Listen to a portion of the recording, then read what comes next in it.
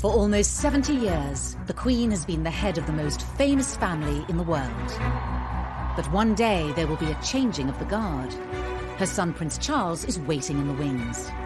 He's certainly the best trained king we're ever going to have. He's been waiting and training for decades. Since birth, Prince Charles has been preparing for the ultimate role, and with that comes a pressure to choose the perfect bride. He couldn't really step out with a member of the opposite sex without the press immediately analysing everything about this person. When you marry into the royal family, you marry into pressure. Tonight, royal insiders share the secrets of Charles and Camilla's rise to the top. The ups, the downs, and the scandal.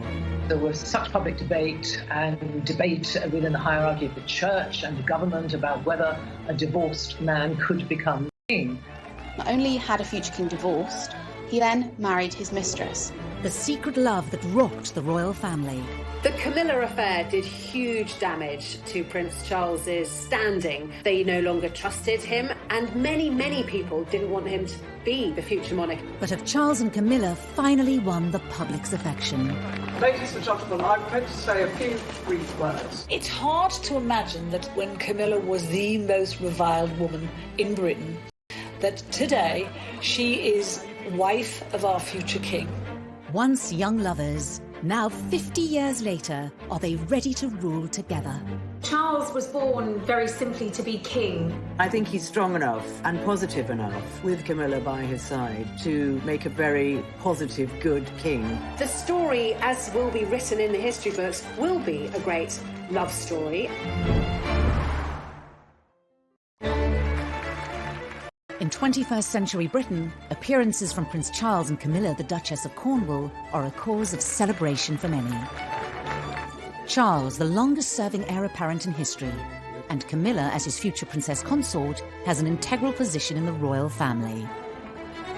Ministers, ladies and gentlemen, welcome to Clarence House, and thank you all very much for coming. But as the royal couple celebrate their 15th wedding anniversary, at the beginning of their relationship, this never seemed like a possibility. Since his birth in 1948, Charles has always been the king in waiting.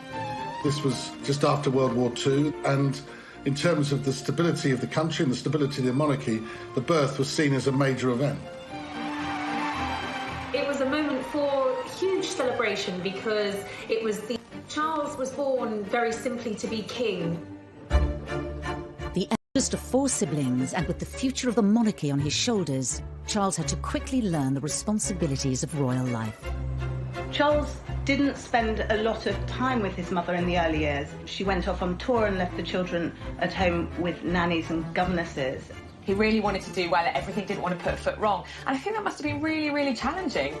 There's little doubt that his early years and his years at school was a very difficult time for him. He also found that he was a centre of so much attention that made him realise that in his particular position there would always be fascination in everything he did. As the future king grew older, questions began to be asked of who would one day be his queen. There was acute interest in his private life from the start, really. And of course, that forensic press scrutiny was something that continued through the years. Any woman that happened to be on his arm was already listed as the future wife and a future queen. It does bring a lot of pressure. He was a fit guy, you know, he was very intelligent, the girls seemed to like him, but he was in a way weighed down by all of these worries of expectations of what was expected not only of him as heir to the throne, but of his future bride. In the early 70s, Charles would make an introduction that would change the course of royal history. Camilla came from a very high society background. She had aristocratic links back through her family, and she had a very kind of privileged high society upbringing. Camilla was engaged to Andrew Parker Bowles. They were going to get married, and then it didn't happen. It was a sort of on-off relationship, and while it was off, Camilla sort of befriended Charles. They clicked immediately. There was a chemistry between the two of them, and really, I think probably Charles fell in love with Camilla from the moment that he met her. In many ways, she did tick the right boxes for a future consort for the Prince of Wales. But did those close to the future king approve? It's fair to say that the senior royals, and certainly the important figures in Charles's life, his mother, his father, and the Queen Mother, who Charles was incredibly close to, he always turned to for advice and would certainly have wanted the seal of approval from. They certainly didn't think that she was suitable future royal bride material. She had a past, and she romanced Andrew Parker Bowles. Parker Bowles had also gone out with Princess Anne. The heir to the throne nearly always was encouraged to go for a wife who was whiter than white, and it was viewed very much that Camilla did have too much of a colourful past. And as for Camilla, his royal duties took him away from her and overseas. Charles was in his 20s. He was having to do military service because he's one day going to be commander-in-chief. He then joined the Navy to follow his father, his grandfather, and his two great-grandfathers. And it was very important to him to fulfill that role because that's what's expected of him. With Charles away leading the military life expected of a future king, Camilla moved on. Like a lot of young ladies, they don't like their men disappearing out of their lives. He did disappear out of her life and she married Andrew Parker Bowles.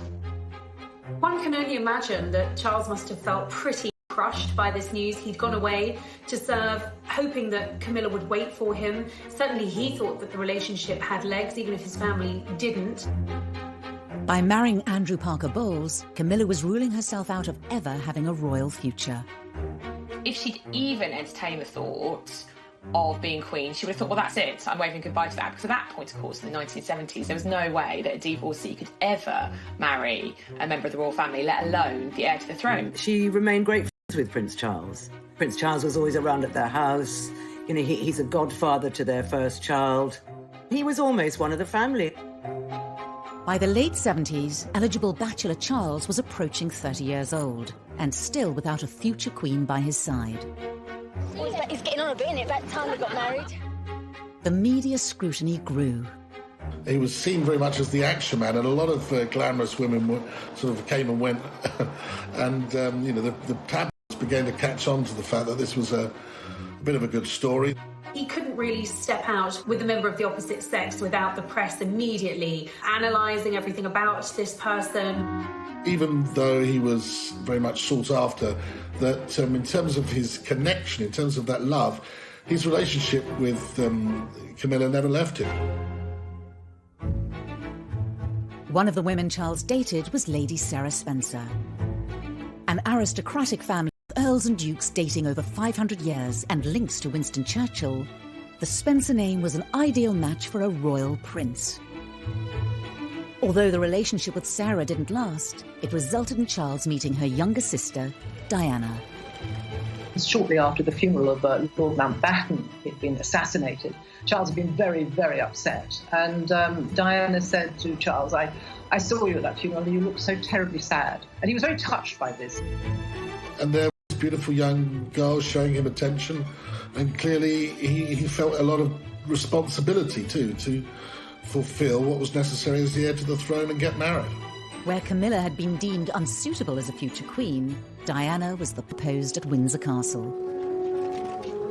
He was given more as an ultimatum by his father to either marry Diana or let her go. Diana ticked all the boxes. She didn't have any baggage. She hadn't had any relationships really before meeting Prince Charles. He thought she was the kind of girl he could grow to love. Despite the shortness of their courtship, the palace, press and the public were enamoured by the royal couple. Why have you come here today? To try and get a glimpse of Diana and Charles.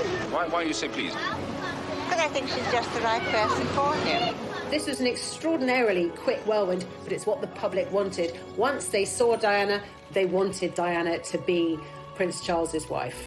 They were about to marry the Prince of Wales, and one day you would, in all likelihood, be Queen. It's a tremendous change for someone, if I may say, of 19 to make all of a sudden, the transition. It is, but I've had a small run out to it all in the last 6 months. And next to Prince Charles and I can't go wrong. He's there with me. I'm amazed that she's been brave enough to take me on. Shockingly, they'd only met a dozen times before they married. They didn't know each other at all. And I suppose in love. Of course. whatever in love means.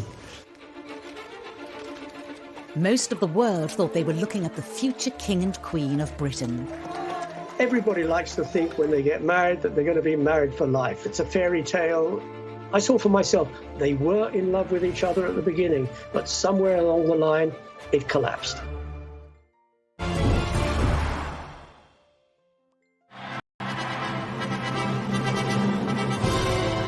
On a hot summer's day, with the eyes of the world upon them, Prince Charles married Lady Diana Spencer in July 1981. The event was watched by 750 million people worldwide. This was a thing of fairy tales. She was so young, so beautiful. Here he was, the future king. It seemed to be, from the outside looking in, a marriage made in heaven. The feeling was electric from one end of the United Kingdom to the other, from north to south, from east to west. The United Kingdom was granted a national holiday to mark the wedding of the heir to the British throne, who was marrying somebody many thought to be the perfect future queen. They bought the tea towels, they bought the mugs, they turned up outside St Paul's Cathedral, they lined the streets of the Mall, they gathered outside that famous balcony to watch that iconic royal kiss. When the truth was somewhat different. Behind closed doors, marries into the royal family. When you're born into the royal family, you grow up with that pressure. When you marry into the royal family, you marry into pressure. Diana told me much later in one of our private conversations that she had felt like a lamb to the slaughter as she walked up the aisle, which is very sad, but I think she knew that things weren't quite right. And when she saw Camilla in the congregation, was immediately uneasy about it. Most were unaware that Charles and Camilla had remained in close contact. Charles was so close to Camilla that he brought her a bracelet that was engraved with their initials, which Diana found. She was enraged by it. She knew who it was for, and she wanted to know why he was giving this token to Camilla.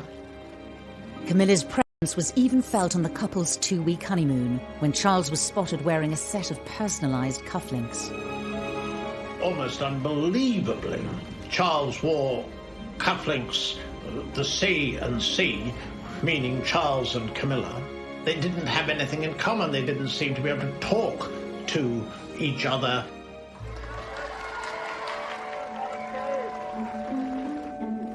Despite whispers in the press of a rift between the royal couple, within 3 years, Charles and Diana had welcomed 2 sons, William and Harry, into the world. Royal insiders pinpoint this as the moment that Charles and Diana's relationship was starting to break down. Charles wasn't the fully hands-on dad that she would have expected, and I suppose that created a distance between the two. She strongly suspected that Charles was still in love with Camilla and hadn't let go of her. Diana felt cut off, she felt isolated, she felt betrayed. Royal tours gave the press a first-hand look at the cracks in the marriage. Diana had asked Charles to come with her to the Taj Mahal, the Temple of Love. And he'd refused. And she was really hurt by that. So she made a point of going on her own. A tour of South Korea in 1992 would prove to be their last overseas engagement as a royal couple. All attention from the British press was focused on any mutual signs of affection being shown between the prince and the princess. They went separately and they left separately, and I think the press really jumped on that and they realised that this was going seriously wrong. But nobody apart from Diana and her intimate circle knew about Camilla at that time. That didn't come until later. Shortly after their return from South Korea, in the year that the Queen dubbed an annus horribilis, Charles and Diana's separation was formally announced by Prime Minister John Major in the House of Commons. To separate. The Queen and the Duke of Edinburgh, though saddened, understand and sympathise with the difficulties that have led to this decision. Charles and Diana were told to continue to carry out royal engagements separately. Diana remained living in Kensington Palace, whilst she also kept her title Princess of Wales. Their Royal Highnesses have no plans to divorce, and their constitutional positions are unaffected. At that stage, bizarrely, they said it doesn't change anything, that she's still destined to be the Queen, which was a bizarre thing to say when you look back at it now. Despite them no longer being a couple, divorce wasn't an option for the heir to the throne. Charles, as the heir to the throne, is the future head of the Church of England. The thought that someone who was going to be head of the Church of England could ever be divorced was complete no-no. The heartbroken public were unaware of the reasons behind the separation of their future king and his queen. What do you think of the news today that she's going to live separately from Prince Charles? She's not. That's the first time I've heard that. First time I've heard that. At that point, there were whispers within the palace, within the press, but nobody really had the full story. But within months of Charles and Diana going their separate ways, leaked phone calls seemed to publicly confirm Camilla's relationship with the future monarch. Tabloid newspaper had somehow managed to get access to conversations between the future king and his lover, Camilla Parker Bowles, which were at best described as intimate, although I'm sure the Queen probably had other choice words for the conversations that were leaked. This, after all, is the future king, someone the nation needs to look up to have the utmost respect for. And here he is, on tape, speaking to his lover, telling her that he wishes he could be a Tampax. The revelations proved devastating for Prince Charles, whose press image had been at an all-time high just a decade earlier. Prince Charles was in Shetland today, doing his best to look as if personal problems were the last thing on his mind, and he avoided all questions about the Camilla Gate tapes. The Charles-Camilla Gate was catastrophic, and it was the beginning of the public's absolute hatred of Camilla, and his standing plummeted as well. People thought he was ridiculous, they thought he was cruel, they deemed them both to be incredibly cruel to have done this to Diana. The leaked tapes were the beginning of a public feud between Charles and Diana, later dubbed the War of the Waleses. Charles and Diana fought each other using friends in the press. This was open warfare. In a rare television interview appearance, Prince Charles sat down with broadcasters. Mrs. Parker Bowles is a great friend of mine. I have a large number of friends. I'm terribly lucky to have so many friends who I think are wonderful and make the whole difference to my life, which would become intolerable otherwise. And she has been a friend for a very long time. During the unprecedented documentary, Prince Charles publicly confirmed for the first time that he'd been unfaithful to Diana. Dickie Arbiter was Prince Charles's press secretary at the time. And I warned them at the time, it would have to be warts and all. You cannot deny anything, you cannot leave anything out, and nothing was left out, because Jonathan Dimbleby asked the Prince of Wales about extramarital relationship. Did you try to be faithful and honourable to your wife when you took on the vow of marriage? Yes, absolutely. And you were? Yes. Until it became irretrievably broken down. He admitted that he had been unfaithful, although he said not until his own marriage had irretrievably broken down, both of us having tried. But that was the headline: Charles admits adultery. To go from a wink, wink, nudge, nudge, such and such member of the royal family has got mistresses on the side or, is having affairs, was quite different to actually hearing from the future monarch, I have been unfaithful to my wife, and my wife is Diana, one of the most popular women on the planet. He was very upset with the negative press, as anybody would be, and it was very negative. It was very vicious. Less than a year later, Diana, still with her Princess of Wales title, retaliated with a revelatory BBC Panorama interview with Martin Bashir. It was an absolute secret. No one knew about this. Very few people within the BBC knew it was happening. I certainly didn't know, as the BBC's royal correspondent, until 24 hours before it was going to go out. In the hour-long interview, Diana laid bare details of her marriage, as well as confirming that Charles had been having an affair with Camilla. Your husband renewed his relationship with Mrs. Camilla Parker Bowles. Were you aware of that? Yes, I was. But I wasn't in a position to do anything about it. A husband who was having a relationship with somebody else? Was a husband who loved someone else, yes. You really thought that? Mm-hmm. I didn't think that, I knew it. There were some terrifically damaging assertions in there. I think the more damaging in the eyes of the palace was that she questioned Prince Charles's desire and ability to be king. Do you think Mrs. Parker Bowles was a factor in the breakdown of your marriage? Well, there were 3 of us in this marriage, so it was a bit... After the Panorama interview, and she was very contrite, she was very sorry that she had done it, but why had she done it in the first place? It was all this sort of attacking each other, getting back at each other. The scandal rocked the royal family. This is not what the monarchy is supposed to be about, and it had become a complete soap opera. The Camilla affair did huge damage to Prince Charles's standing amongst his people, amongst his subjects, the British public. They felt that he had acted disgracefully towards Diana. They no longer trusted him, and many, many people didn't want him to be the future monarch. In the midst of the public chaos, Camilla's marriage to Andrew Parker Bowles also came to an end. Up until that point, Andrew was more than happy to let Charles and Camilla's affair go on, providing it was in private. As soon as it came out into the public and he was presented as this injured party, he couldn't let it go on, and the couple filed for divorce. Could Charles's reputation ever recover? Had his affair with Camilla ended all hope of them ever being together? By this stage, of course, there was no prospect of her, realistically, as it was seen at that time, of ever becoming Charles's wife. Charles became very well aware that if he was ever going to regain those things, respect, trust, authority, leadership, it was going to be a slow road back to recovery.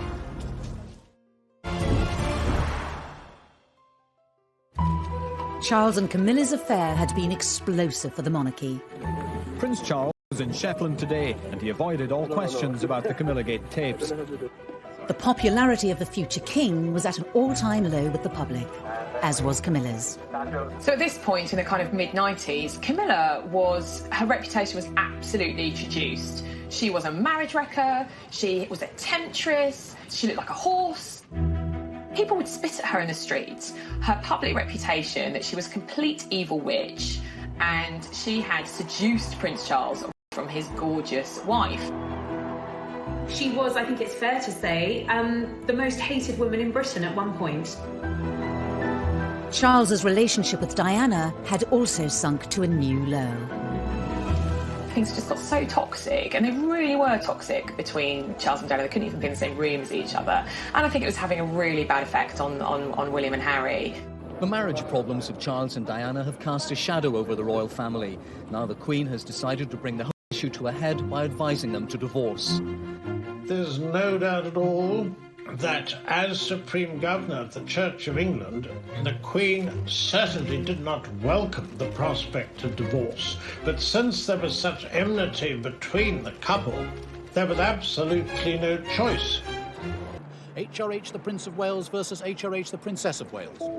This was unprecedented. Of course, Charles, as a future king, is going to be the head of the Church of England. The Church of England does not condone divorce, so this was damaging for the royal family. With all these revelations, with all the press speculation and coverage of a bitter divorce between the couple, no one would ever think of Prince Charles as the next king. He was widely considered unfit to be the next monarch of Great Britain. Charles's position as the future king looked precarious, and his relationship with Camilla was damaging his standing within his own family. He had been so determined to stay by Camilla, to keep her in his life, that he'd alienated not just the public, but many members of his own family too. The Queen did not want the pair of them to be together. She had said time and time again she wanted the relationship to be over. During this difficult time, there was only one person he could turn to and truly confide in. While Camilla was absolutely reviled in England, hated by a lot of people, to Charles, she was his absolute pillar of strength. You know, she was his rock, and really, she was everything to him. Charles was determined to continue his relationship with Camilla and one day make her his future queen. Anyone close to the Prince of Wales, and that included his mother, knew that when it came to Camilla, she was non-negotiable, and Charles made that very clear from the outset. He hadn't gone through everything he'd been through, the public humiliation, the admitting of adultery, not to be with Camilla at the very end of it all. When Camilla was divorced and Charles was divorced, it kind of opened up the possibility of the two of them getting together, but both of them being very sensible people and grown up, realised that this would not be a walk in the park. They would have to do it very gently to ease Camilla into society. If Charles was to keep his throne and one day end up with the woman he loved, he would have to improve his public image and regain their respect. Charles went into damage limitation and firefighting on a level that, frankly, the palace were probably not equipped to do. Charles employed Mark Bolland, a very seasoned and experienced PR professional, to rehabilitate his and Camilla's image. One of the ways he did that was he absolutely befriended all the newspaper editors, he befriended all the newspaper owners, and he gave those editors stories, favourable stories about Charles, about Camilla. And he would feed us little bits of information. He would tell us what Camilla was up to, what Charles was up to, what his feelings were about Camilla. Then Prince Charles and his sons, on their first day together on holiday, appeared, having deliberately and most unusually encouraged the press and television coverage. He was beginning to lay the groundwork for the woman who he wanted to one day be his queen. But in 1997, tragedy struck. We have reports from Paris that Diana, Princess of Wales, has been killed in a car accident.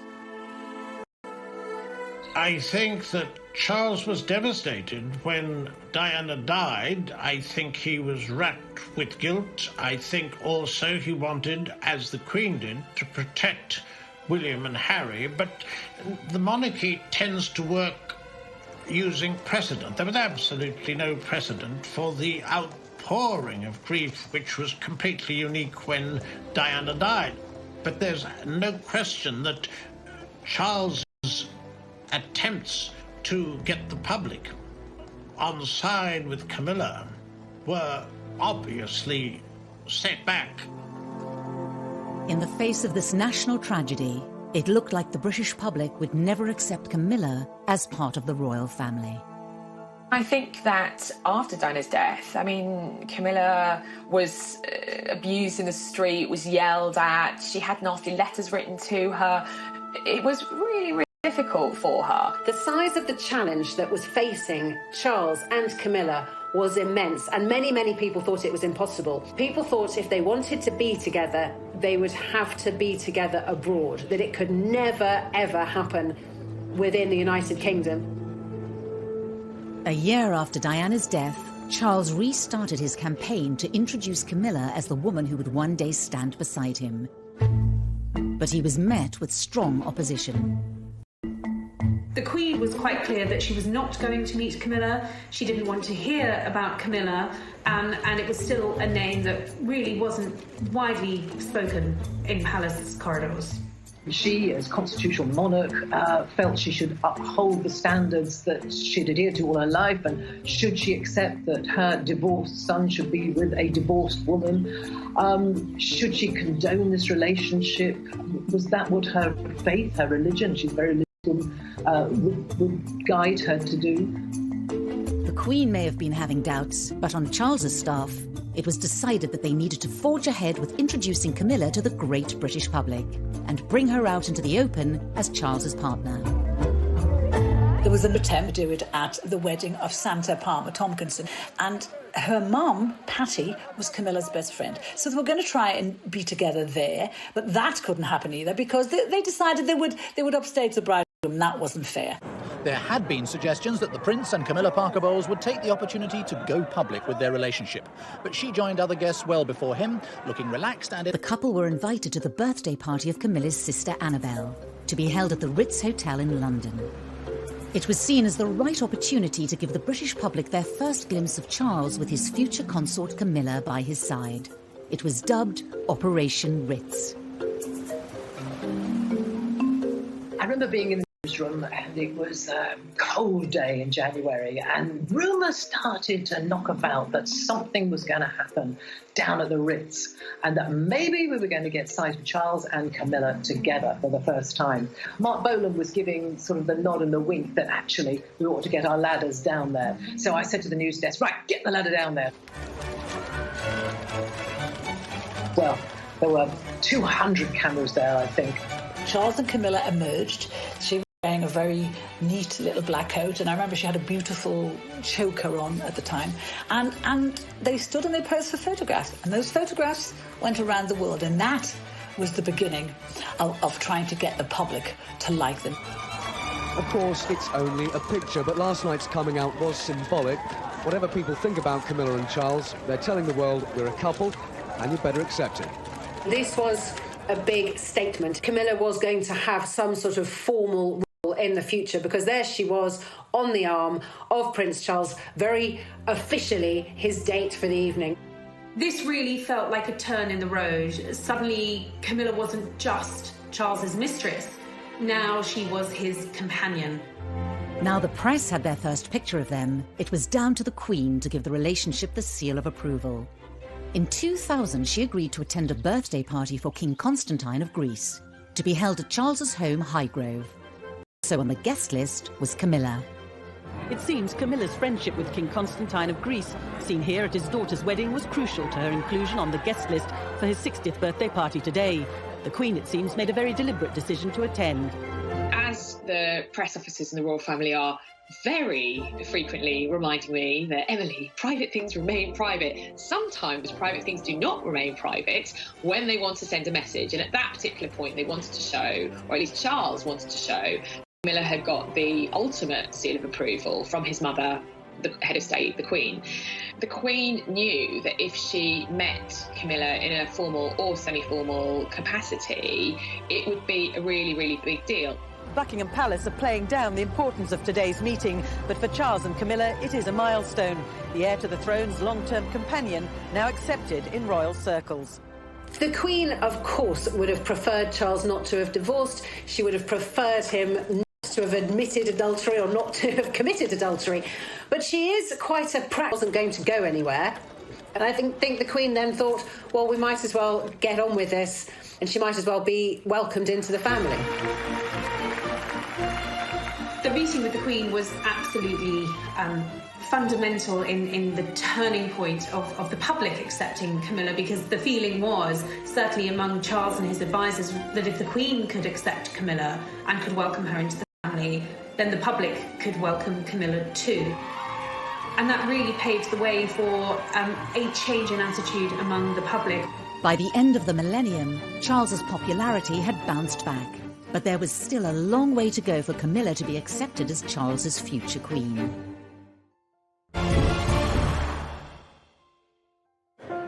As king-in-waiting, Charles will not only inherit the throne one day, but also become supreme governor of the Church of England.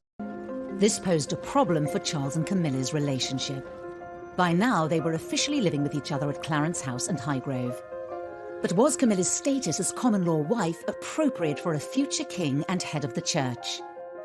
Marriage would make the relationship far more appropriate. I think there was pressure from the outside that really he had to make this official. As his position, he's going to be head of the Church of England, defender of all faiths as he wants it to be when he becomes king. And frankly, I think from his kind of professional point of view as future king, I think it needed to happen. But there was a problem. The Church of England did not approve of divorcees remarrying. The Prince of Wales started to persuade very senior figures, people like the Archbishop of Canterbury, George Carey, that there was a reason for him to be married. Why should the heir to the throne, who would one day be the king, the defender of the faith, why should he be forced to be in the situation where he can't marry the woman he loves? Why is it better for them to be partners? And so I think people gradually came round to the feeling that it was just the right thing to do. Possibly one of the last to be persuaded was Her Majesty the Queen, a very high church believer in the marital state. But once the church was on side, I think there was no real reason to block it anymore. They've waited long enough, but tonight they emerged as a couple soon to be wed. In February 2005, 56-year-old Charles and 58-year-old Camilla announced their engagement. How are you feeling, ma'am? All right. Just all right? I'm just coming down to work. Did you get down on one knee to propose? The future bride wore a ring that belonged to Charles's beloved grandmother, the Queen Mother. I think Charles had always wanted to make Camilla his bride, his wife. I think he felt that she had She'd endured a lot of real to make her his wife, his bride. This was the first time in history that an heir to the throne would marry a divorcee. The Church of England might have backed the union, but this wedding would have to be very different to all previous royal weddings. Charles and Camilla would need to have a much lower-key ceremony. Having been divorced already, both Charles and Camilla would have found it difficult to marry within the church. So instead, they had a civil service at the Windsor Guildhall. This would be the first large-scale event with Camilla at the centre of royal life, and Camilla was nervous at the potential public reaction. She was terrified no one would come. She was terrified she'd be booed. And I remember seeing film footage at the time, about 6 a.m, and there was no one on the streets of Windsor. It was freezing as well, I remember. It was a really, really cold day. She must have been terrified that no one would be there. And, you know, I think as a journalist, I was looking at it thinking the only reaction to this is going to be national apathy, which is kind of almost as bad as protests. However, by 10:30, the streets were thronging with people.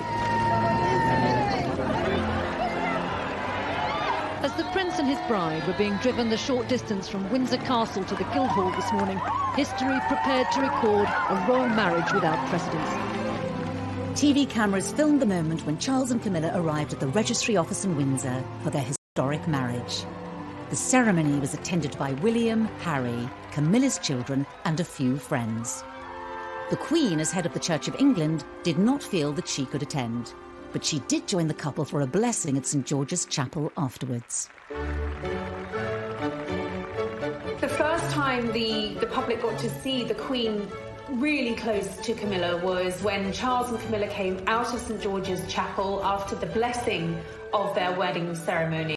And there was a picture that didn't appear to be staged. It seemed very, very natural, but there was Camilla by the Queen's side, Queen looking very happy, very relaxed, and, well, Charles looking like the happiest man on earth, because I think on that day he probably was.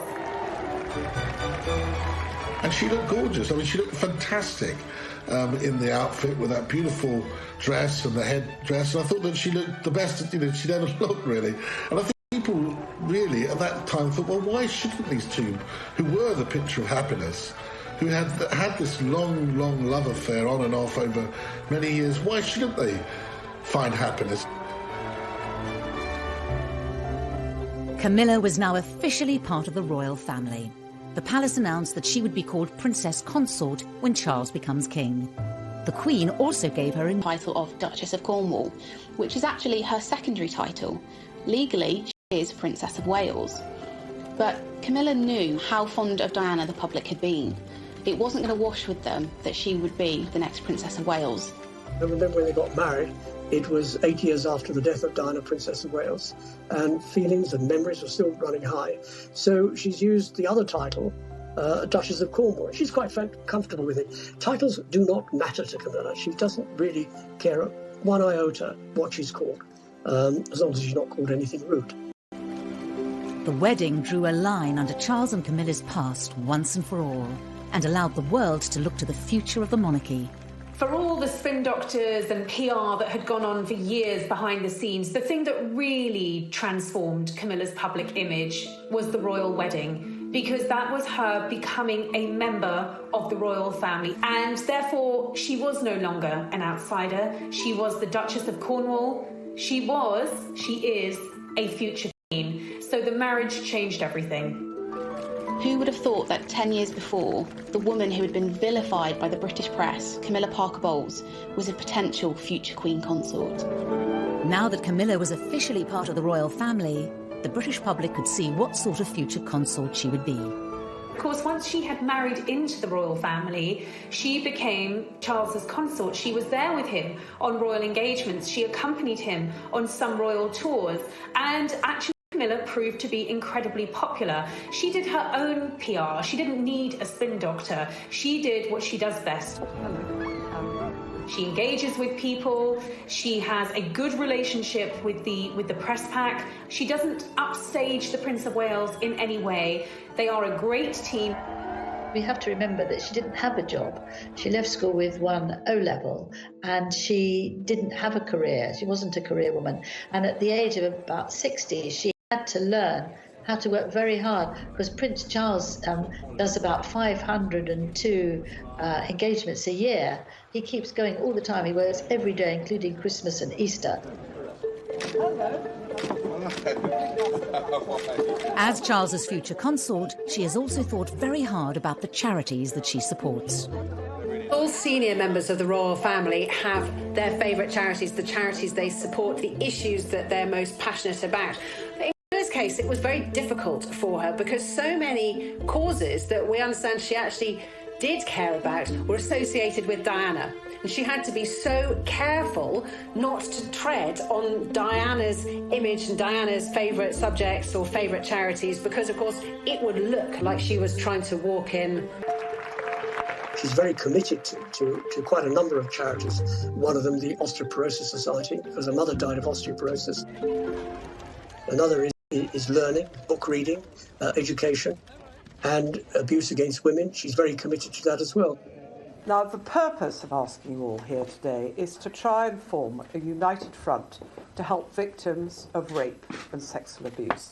I think Camilla is clearly very passionate about the domestic abuse agenda and about making sure that what influence she has, that she has this platform given to her as a senior member of the royal family, that she's not going to waste it and she's not going to throw it away. And I think a lot of people will admire her for that.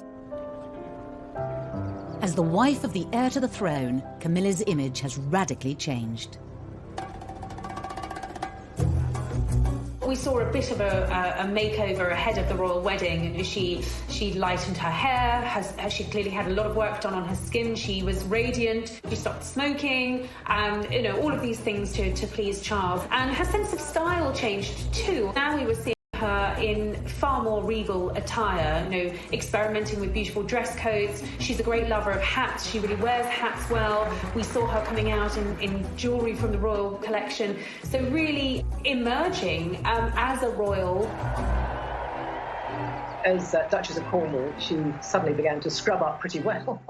And she wore some beautiful clothes. And she's adopted a style which she wears quite pale clothes, which suits her as she grows older. And she's very smart. I dare say behind doors, she probably actually still puts on a pair of wellies and some smelly old jeans and really enjoys dressing down. But she also dresses up very well indeed now. Over the past 2 decades, Camilla's relationship with the Queen has also transformed. Of course, it was a slow burn, and I think that they obviously had to build their relationship. They had to develop that. They have a shared love of horses. They're both outdoorsy. They're both country ladies. It's interesting that when you see Camilla with the royal family, she seems very much at the heart of it. When you see her with the Queen, and they're always giggling, the pair of them, they seem to have a lot in common. And it's just interesting how we've gone from the Queen not wanting her, even as back as 1970, she didn't want her because she was a bit of a gal. And it's precisely because of that now, because she's a bit of a gal, because she's good fun, that the Queen wants her around.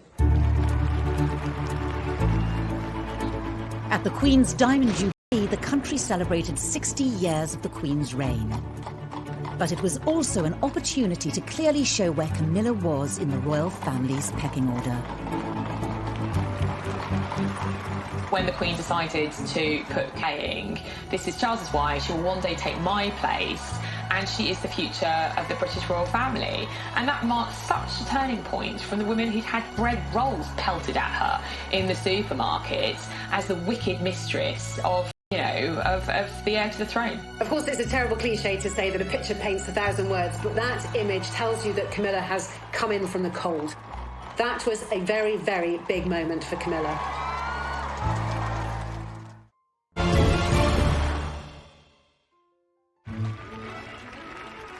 By the time of her wedding to Prince Charles in 2005, Camilla Parker Bowles' journey from royal mistress to royal wife had been extraordinary. Labelled a marriage breaker by the press and reviled in public, she had fought hard to win her place next to Prince Charles. Whatever people think about Camilla and Charles, they're telling the world we're a couple.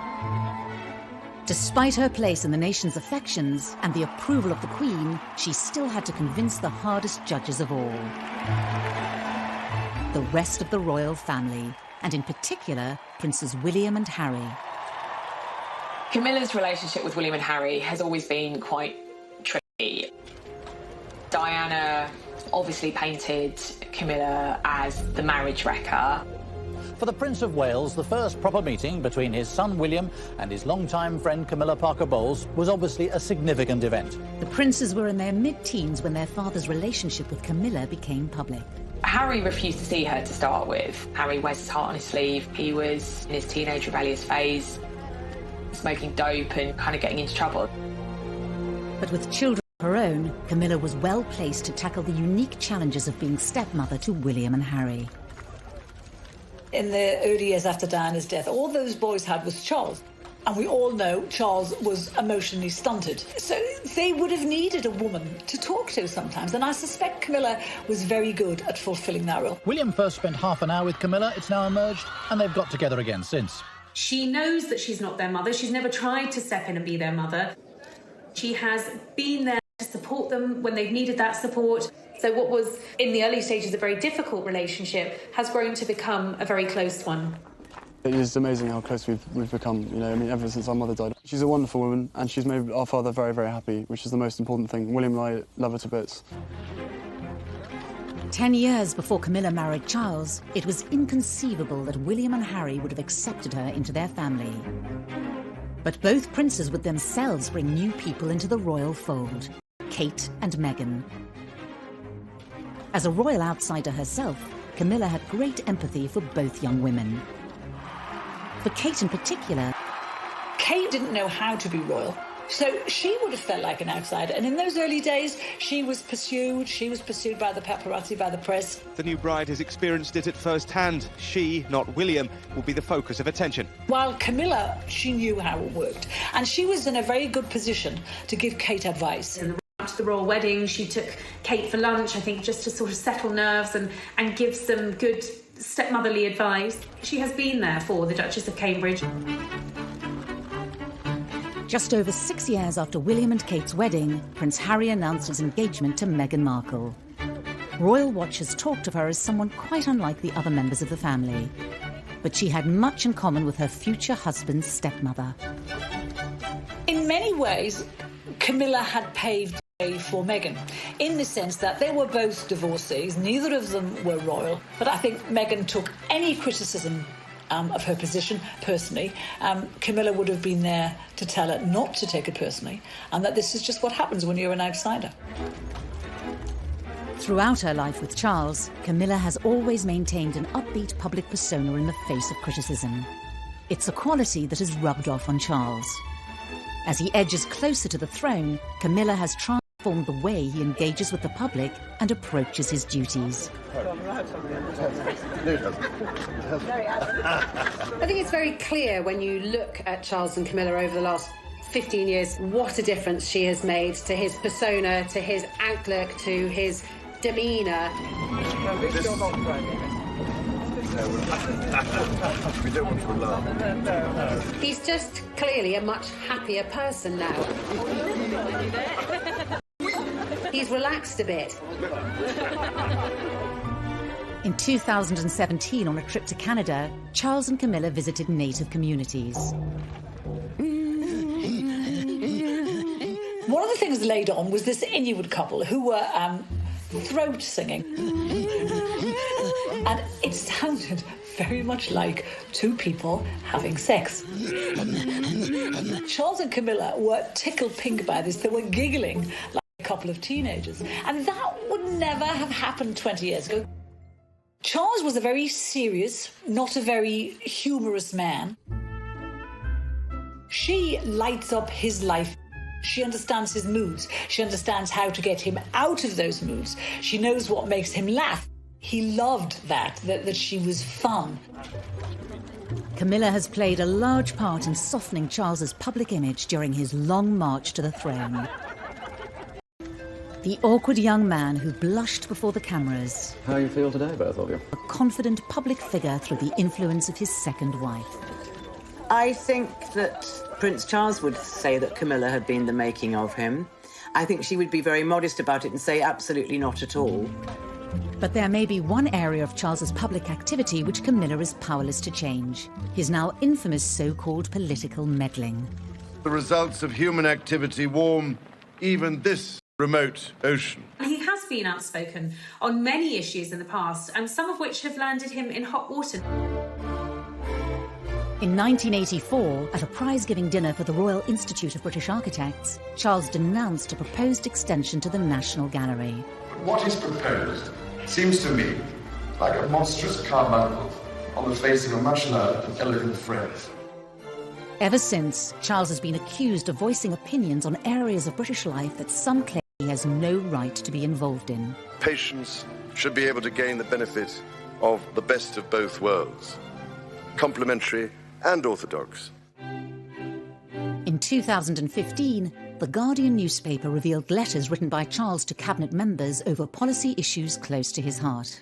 We know he cares about the environment and architecture, genetic engineering, all these things that mean a lot to him. And he's not afraid of controversy. The environment is full of uncertainty. We have made it into a rubbish dump. But he's writing the sort of letters with questions that you and I might ask. We won't get the answer, but he'll get the answer. As Prince of Wales, Charles's outspokenness has been tolerated. But when he takes the throne as Charles III, will it continue? The monarch is not supposed to get involved with politics. It will be interesting to see how Charles handles this, because he's not used to taking a step back. I think we will see him being proactive and possibly even political, with a small p. But I think it does give us an indication that Charles is going to be a hands-on king. But, you know, the monarchy changes all the time. Maybe he will be allowed to do that if he ever gets to be king. As Charles stands poised to become king, Britain is braced for a different, more political kind of monarchy. But the question remains, when will he take the throne? And when his 71-year wait ends, will Camilla take the title of Queen?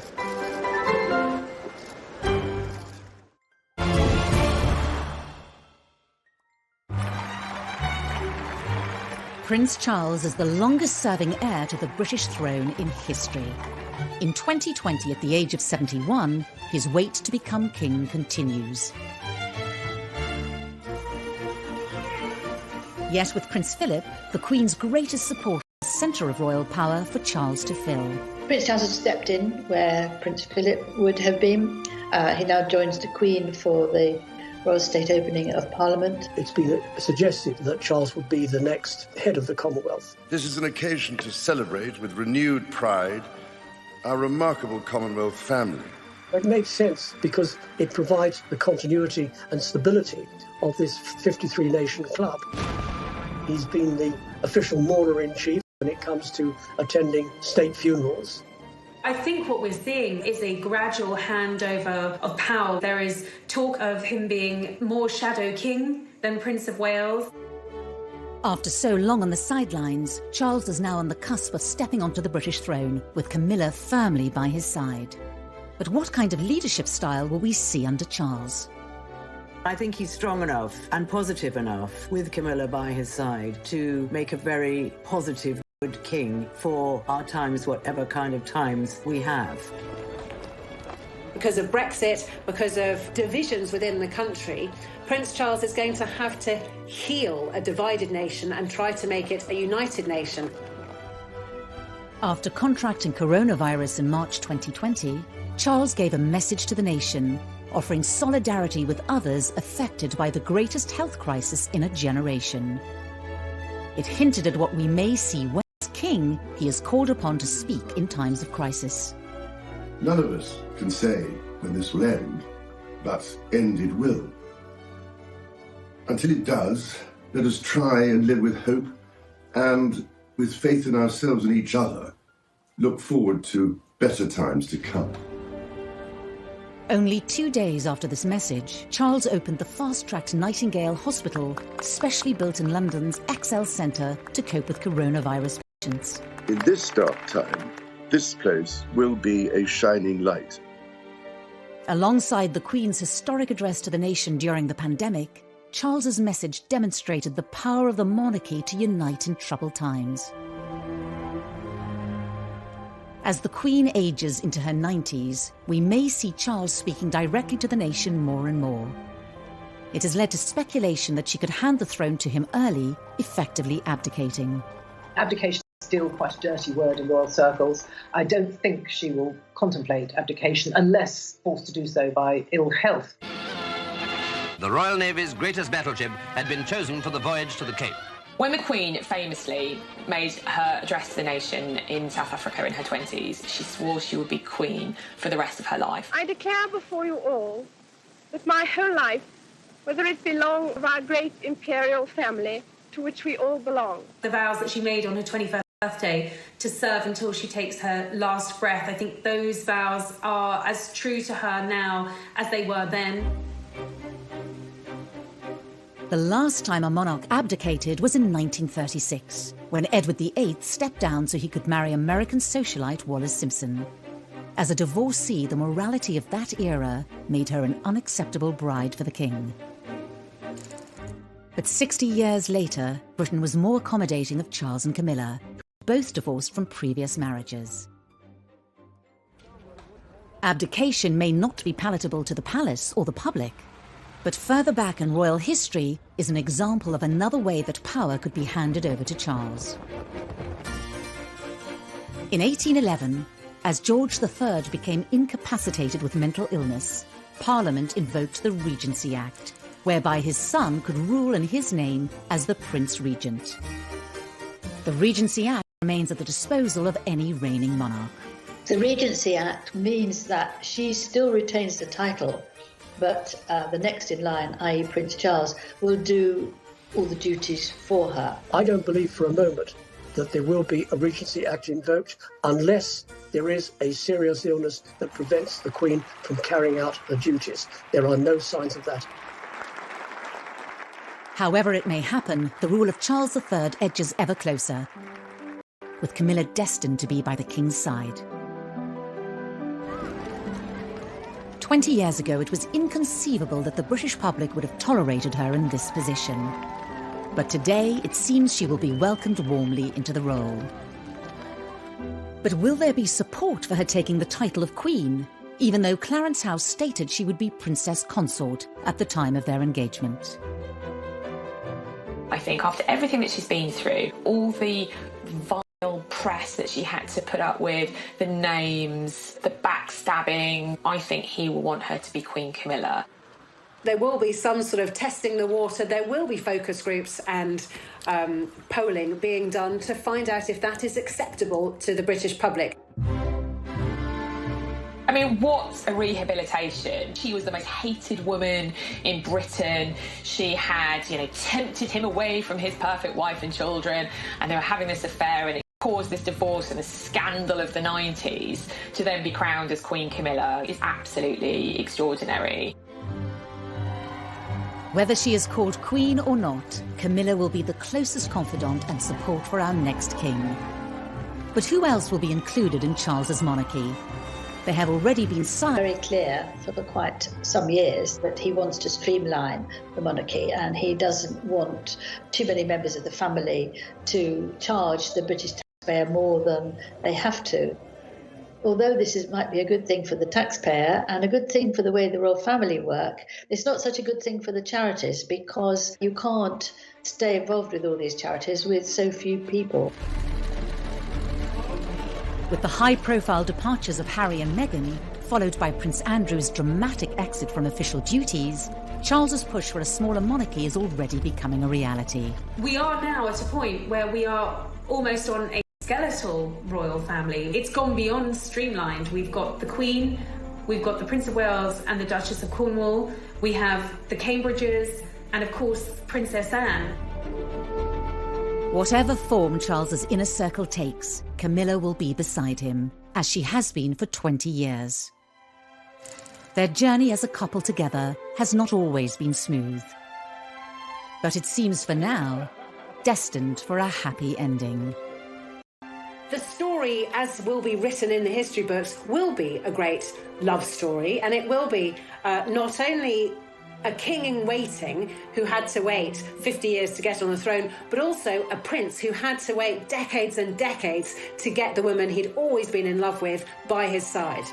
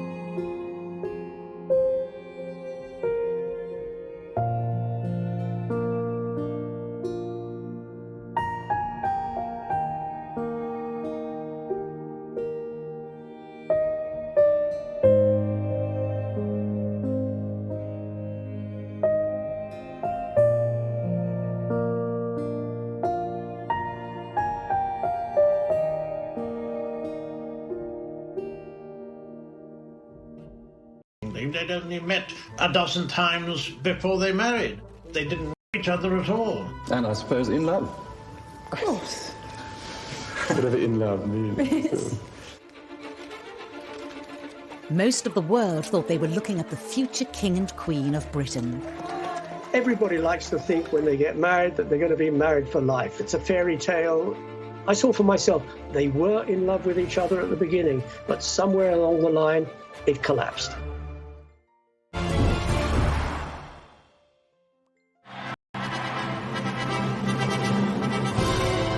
On a hot summer's day, with the eyes of the world upon them, Prince Charles married Lady Diana Spencer in July 1981. The event was watched by 750 million people worldwide. This was a thing of fairy tales. She was so young, so beautiful. Here he was, the future king. It seemed to be, from the outside looking in, a marriage made in heaven.